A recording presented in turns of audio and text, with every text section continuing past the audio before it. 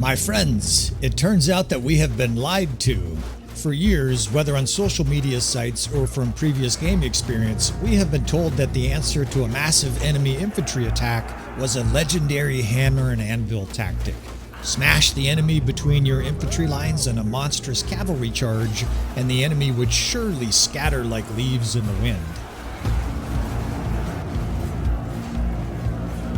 The problem is, it doesn't work like that in Bannerlord. Like you, I learned it's actually the best way to lose battles and get mauled as our horses run from the field of defeat. Well, the good news is that tactics are what we do on this channel, and today we're going to show you how to dominate the enemy with cavalry in Bannerlord.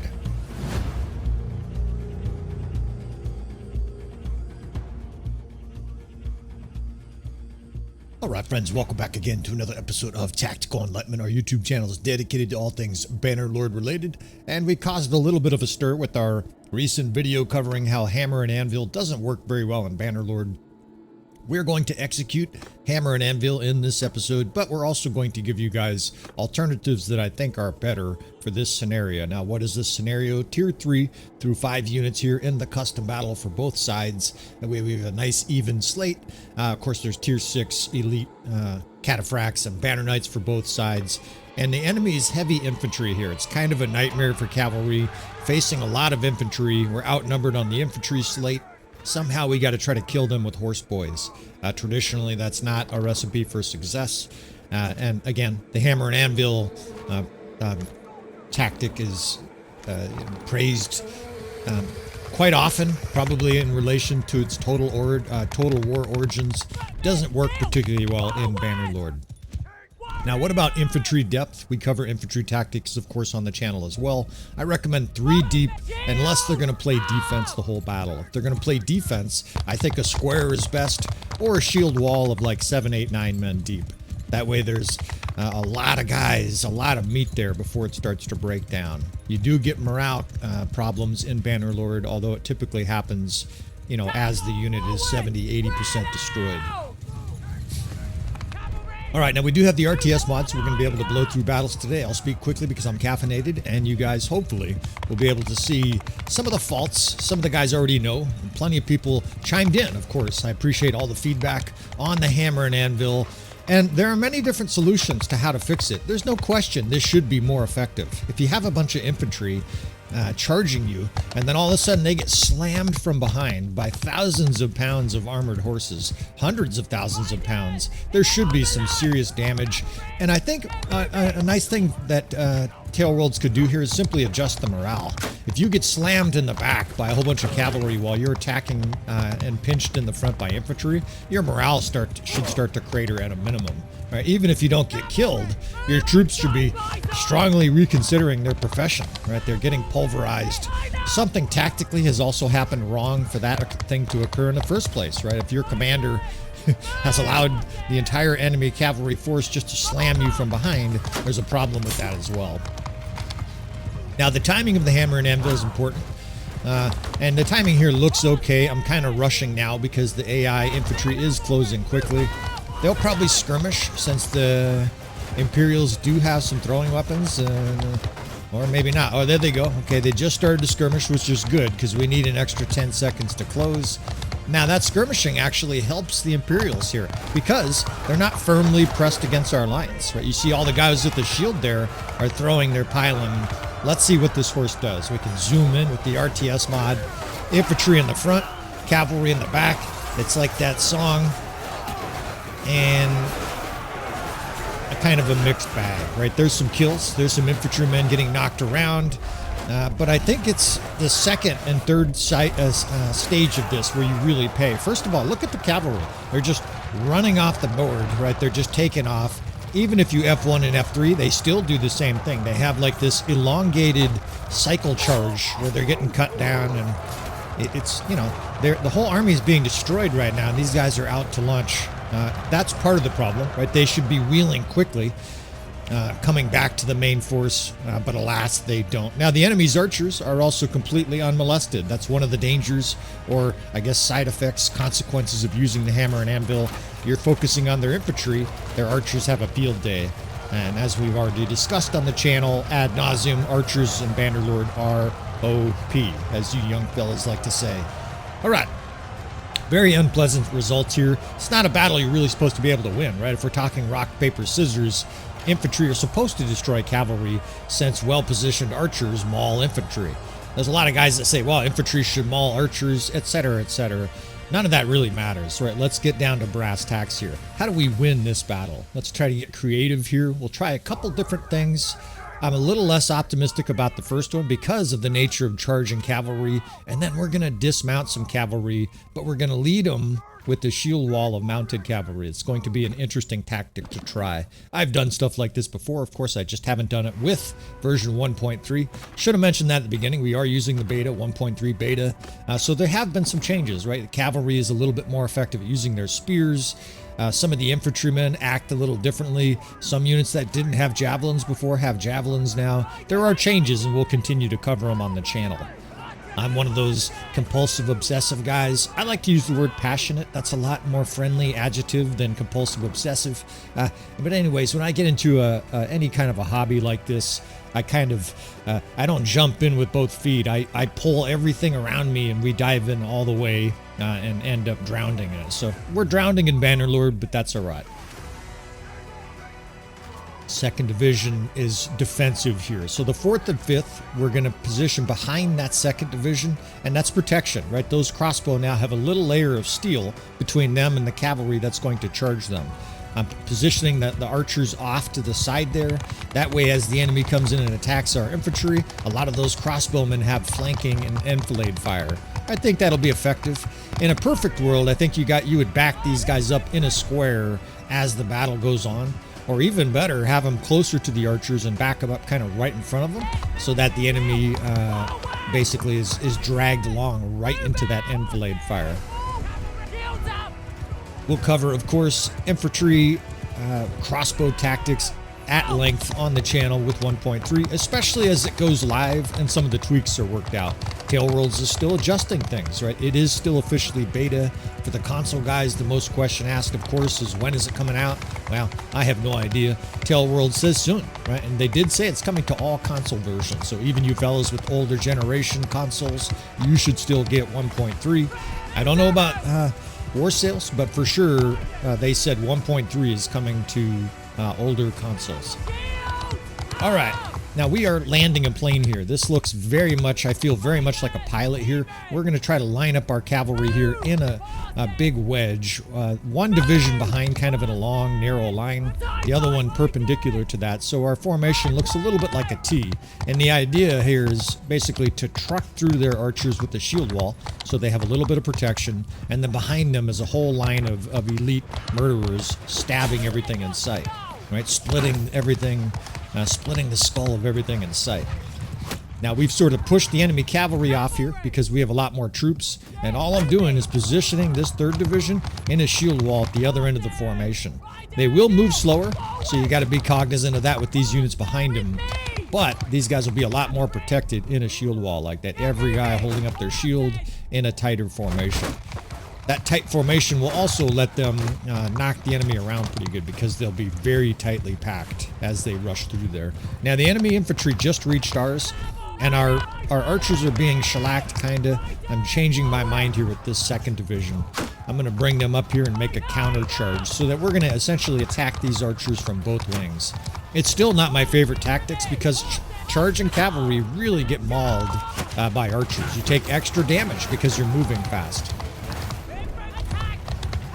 All right, so we're kind of colliding there, but the 8th Corps is following me here. This is high-end cavalry directly behind me in the nice packed mass, and that's definitely going to cause some damage. Our infantry's outnumbered, so I am cognizant of them, and we should probably get back there and try to support them, but I've kind of committed to these archers, right? If we can kill all of these archers, then our crossbow probably has a chance to survive, and I think we can really decimate these archers. I've mentioned it all the time on the channel. Cavalry don't do very well against archers. Well, if you outnumber them 3-1 or 2-1 like this, they will. They will eventually wear them down. Now, it looks like our infantry completely dissolved. And we're doing a number on their archers, right? There's some good death spam there, but here comes their infantry. They're roaring back here to support. And I have seen AI changes, right? Guys have asked how much AI changes there are. I have seen units do stuff I've never seen before in Bannerlord, which is a refreshing and great thing. I won't say it's genius AI yet, as I get knocked from my horse here, but it does seem improved in certain areas. I won't elaborate too much in this episode because we're covering Hammer and Anvil. Now, I would say this tactic has failed so far, right? The enemy infantry is largely at full health, so maybe I didn't micromanage the archers very well or something. For whatever reason, though, the enemy's really doing a number, or did a number on our infantry in this battle. And try to close it out here with the cavalry charge. I don't know why our cavalry charged way over there. I have an idea why, but I'm not sure. When units are routing, it's actually a really good idea, and I mean enemy units, to pull your units away from them. Basically tell them to follow me, because when they're attacking, if they're routing units, they'll follow those routing units practically off the battlefield. And don't forget, they're killing troops that are already routing.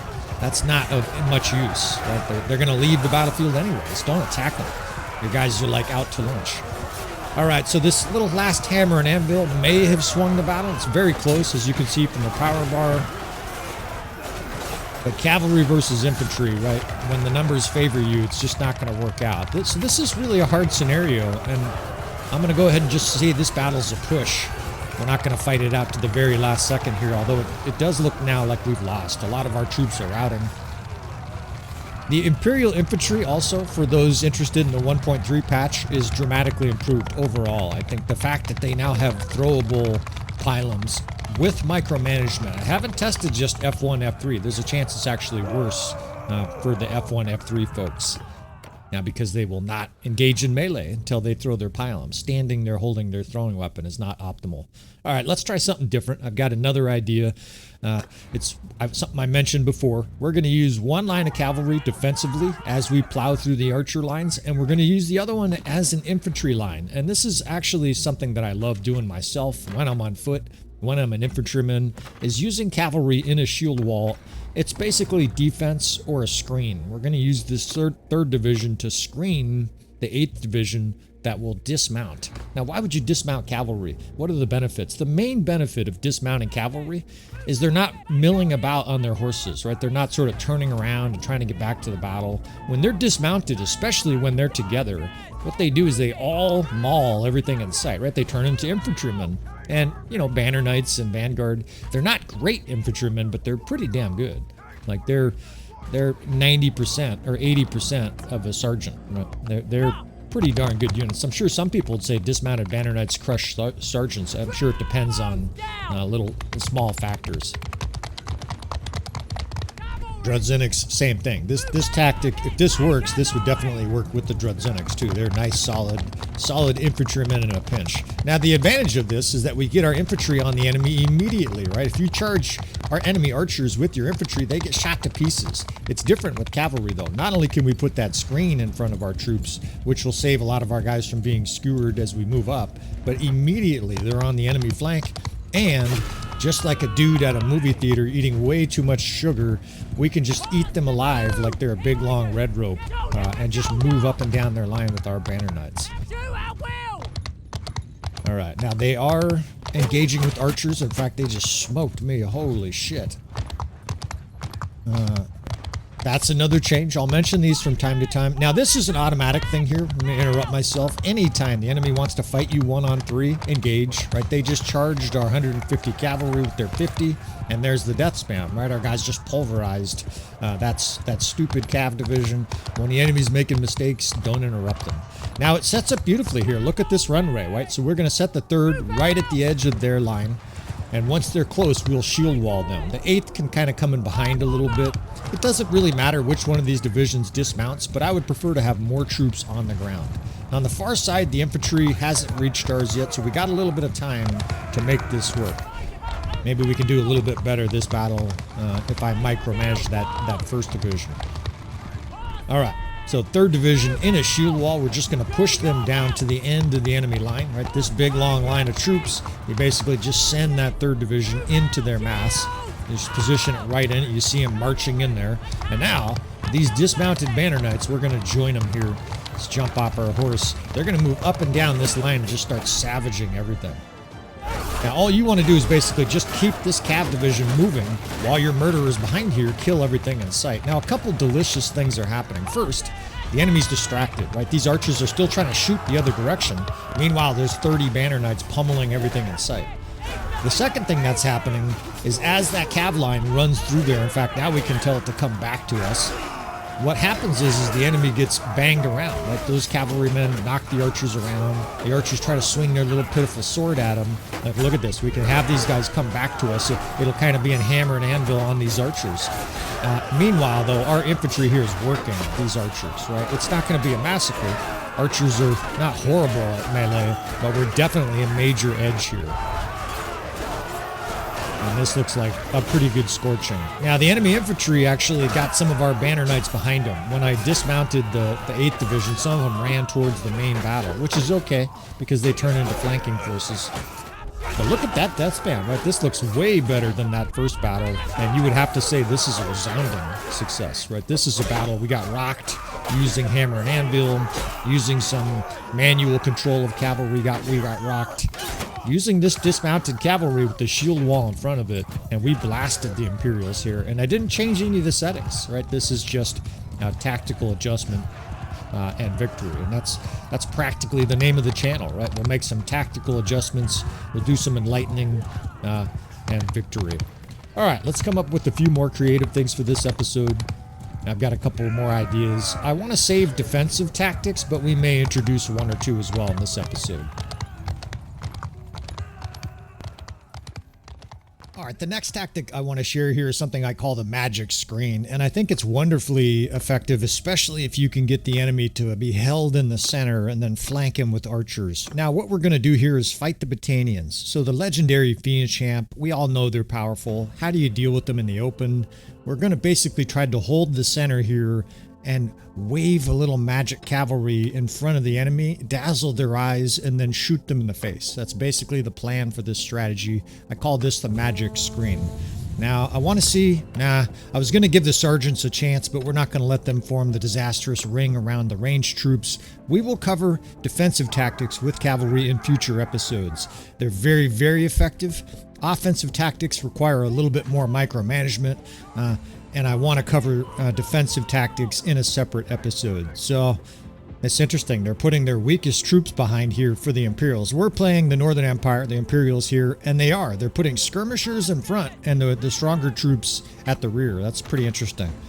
Presumably so they can throw their javelins. I'm not sure that's optimal, but that's what they're doing now. That is just a line formation there. All right, so we're going to make 2 archer divisions. I do this all the time on the channel. We're effectively going to have 2 flanks, 2 whole flanks to our army.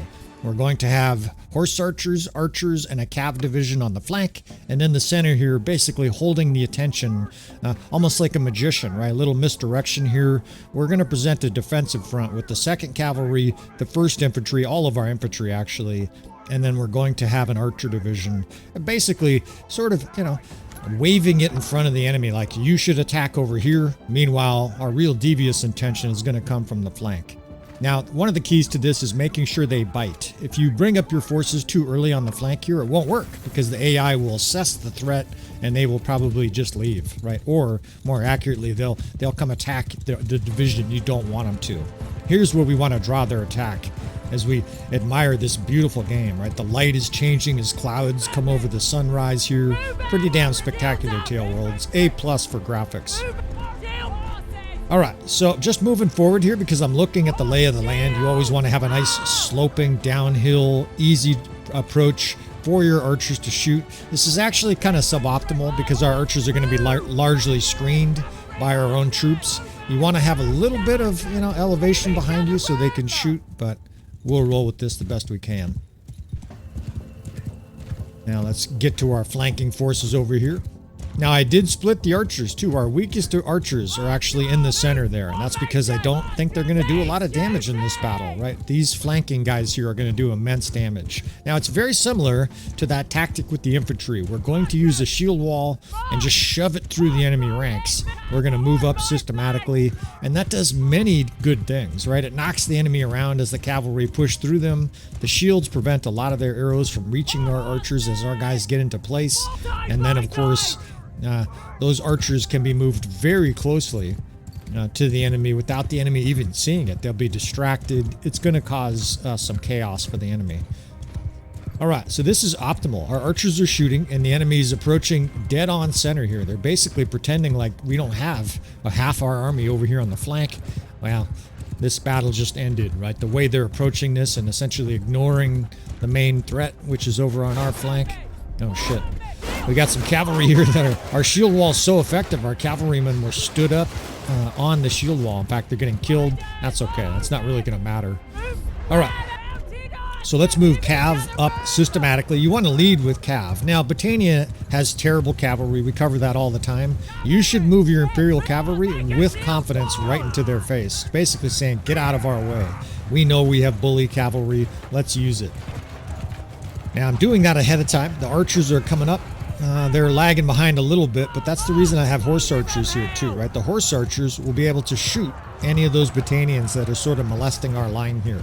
So you see the horse archer kills as their lines here. The Britannians have the audacity to challenge our Imperial Elite Cataphract, and they're paying the price. They're already being shredded. Here comes the real threat though, right? We have like 80 elite archers here, and we're gonna move these guys up to kill.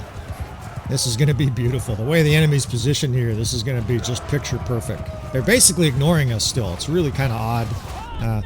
We're going to move this cavalry eventually into their ranks, but right now I just want them moving up, right? You don't want to move them into their ranks too early because they will simply get mauled by Fian champs, right? So there's some timing involved here. Like I said, offensive cavalry tactics are more difficult to pull off. It looks beautiful here. I've got a double or triple line of cavalry protecting us. You notice no arrows are getting through, or almost no arrows, right? Our archers are in place. Let's move them up even closer. Now watch what happens here. The enemy archers are shooting at us. Some of their infantry is moving up. Let's just push the cavalry right through them in a shield wall. And watch what happens to these poor bastards, right? We're losing some horsemen. That's okay, right? That's a risk I'm willing to take. Look at these poor, poor bastards behind, right? All of our archers are just scorching. They're chasing our cavalry and being shot in the face. They're still shooting at the cavalry and getting shot in the face. And it's just massive enfilade flanking fire, right? And it comes out of nowhere for the enemy because they don't register the threat because they're behind cavalry. All of a sudden, they're just getting shot en masse. Now, we can charge our cavalry here to the rest of the back of these archers, but this battle is over, right? Our infantry is actually holding its own. And you can see what deadly enfilade fire we have here. It's just a volley of death. And this has worked even better than I had hoped. These are Fian champs, right? These are Fians. These are some of the best archers and ranged units in the game. And we just shoved their shit in hard here. I mean, they're going to rout. There they go. So there you go, the magic scream. A highly deadly tactic, especially if you can coordinate it, get the timing down like that. That was pretty much a picture-perfect execution. I love it when a plan goes off as intended. And pushing a 3-to-1 kill ratio, despite the fact that we're facing better archers. We'll tear their limbs. Now, so circle screen, shield and shock. You know what? We're going to wrap it up. This is a nice short episode for today. Offensive cavalry tactics. We showed the ineptitude or the incapability of a hammer and anvil. Gave you guys 2 or 3 alternatives. Hopefully that benefits you fellas out there and you start smashing the enemy into next week. I appreciate you fellas. Please hit that like button on the way out. And with all that said, I will see you all next time.